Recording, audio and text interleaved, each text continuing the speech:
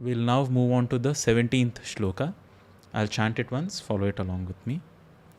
Yat kataksha samupasana vidhihi sevakasya sakalartha sampadah santanoti vachananga manasaihi tvam murari hridayeshwarim bhaje.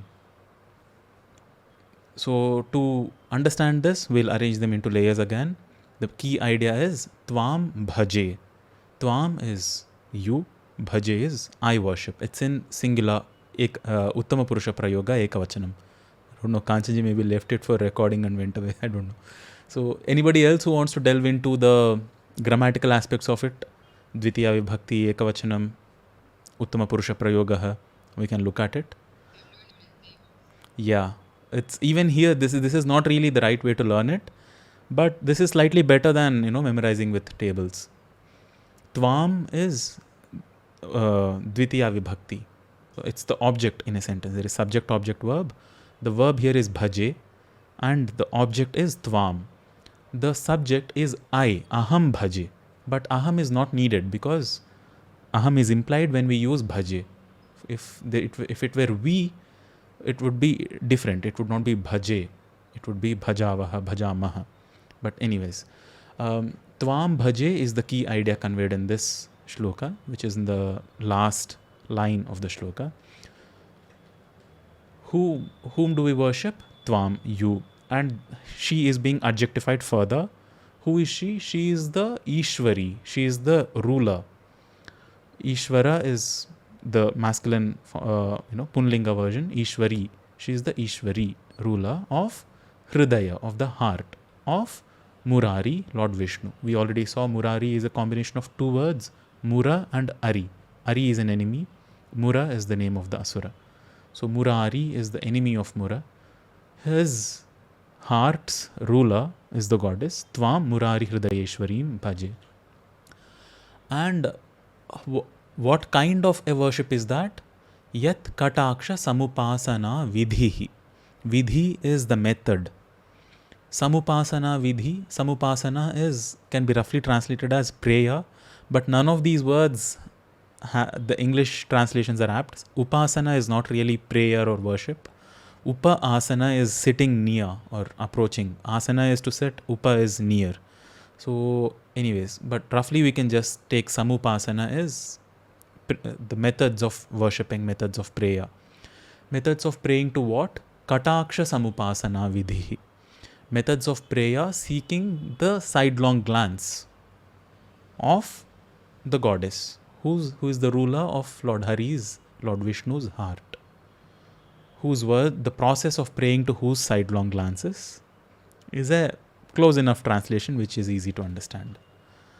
What does it do, that process of praying to her sidelong glances? And praying with what? With vachana, anga and manas. With vachana is words, anga is with one's own body, which means through action, and manasaihi. Manasa is one's mind, through one's thoughts. So through word, deed and thought. Who is doing it? The one who is a sevaka, a servant of the goddess.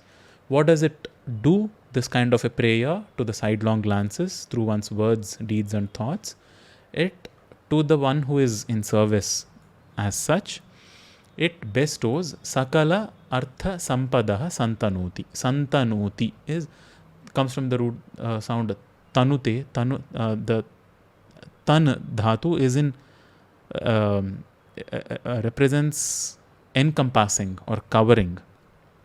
Saundarya Lahari, there is this beautiful shloka, Tanotu kshemam naha, which means may it just surround us, engulf us in well-being. So that tanute is in the context of engulfing, but here again I translate it as provides. Lousy translation, or there are no equivalent words in Sanskrit. Anyways, as I said, it comes from the tan dhatu, which means to just encompass, surround from all sides, immerse. So santanoti, what do those words of prayer, that method of praying to the sidelong glance of the goddess do to a sadhaka? It engulfs that seeker who is in service, with sakala artha sampadaha.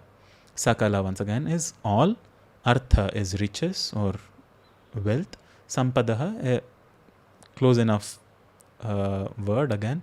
Sampada and artha, these also have nuances of what each of these means. Artha is literally a purpose, it's not really wealth. So you see these purusharthas, these are different kinds of purposes or pursuits one has in life. But once again, artha is generally referred to as money or wealth. Sampada is prosperity. It's not necessarily really riches or wealth, but abundance and prosperity and well-being is sampada. So with all such kinds of wealth and abundance and prosperity, it surrounds a seeker. So that covers all the words. Yat kataksha samupasana vidhi, the process of praying to whose sidelong glances. That process is the vidhi. Samupasana is prayer. Kataksha is the sidelong glance. Prayer of whom? Murari hridayeshwarim. The process of prayer of the ruler of Lord Vishnu's heart. What does it do? It engulfs a seeker, sevaka, with all sorts of artha and sampada. To that kind of a goddess, to you, not exactly to, but you, I worship. Tvam bhaje. Yat kataksha samupasana vidhi sevakasya sakalartha sampadaha santanoti vachananga manasaihi tvam murari hridayeshwarim bhaje. Clear? Simple, but again, you see how these are not really as grand as the kind of shlokas that we've had, the privilege of going through in the previous sessions. These are kind of simpler, not really as poetic in their comparisons, or the words play still good. So this is why people opine that these are later additions.